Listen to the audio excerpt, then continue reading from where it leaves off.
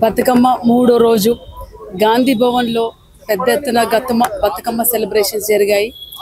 గత ఎన్నడూ లేని విధంగా గత 10 ఏళ్ళుగా ఎన్నడూ లేని విధంగా గాంధీ భవన్లో మనం బతుకమ్మ డిఫరెంట్గా సెలబ్రేట్ చేయడం జరిగింది.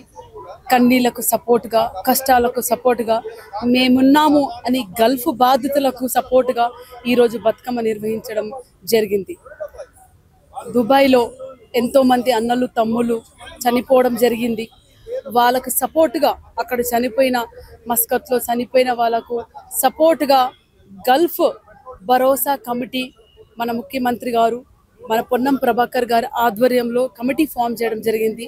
చెన్నమనేని శ్రీనివాస్ అన్న గారు మరియు అట్లాగే ఐఎఫ్ఎస్ఆర్ రిటైర్డ్ ఐఎఫ్ఆర్ఎస్ వినోద్ కుమార్ అన్న గారి ఆధ్వర్యంలో ఏర్పడిన గల్ఫ్ భరోసా కమిటీ బాధితుల కుటుంబాల ఆధ్వర్యంలో ఇక్కడ 150 బతుకమ్మలు సమర్పించడం జరిగింది.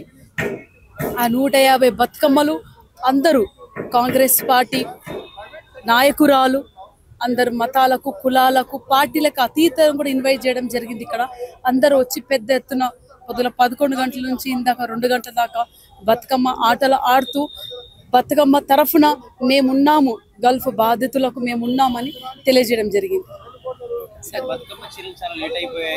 బతుకమ్మ చీరలు లేట్ అయింది, ఎందుకంటే మనకు ఫైనాన్షియల్ బడ్జెట్ ప్రాబ్లం వల్ల మనం ఒక్కొక్కటి మెల్లగా చేసుకుంటూ వచ్చాము. తప్పకుండా పండుగ లోపల మనకు ఈ రోజు నుంచే ఇస్తానన్నారు. సో మేము కూడా అందరం వెయిట్ చేస్తున్నాం. బతుకమ్మ చీరలు అందరికీ ప్రజలందరికీ ఇచ్చినాక మాకు వస్తాయంట. సో మేము కూడా వెయిట్ చేస్తున్నాం. తప్పకుండా రేవంత్ అన్న మన కాంగ్రెస్ పార్టీ ఆధ్వర్యంలో మాట ఇస్తే తప్పకుండా నిలబెట్టుకుంటారు.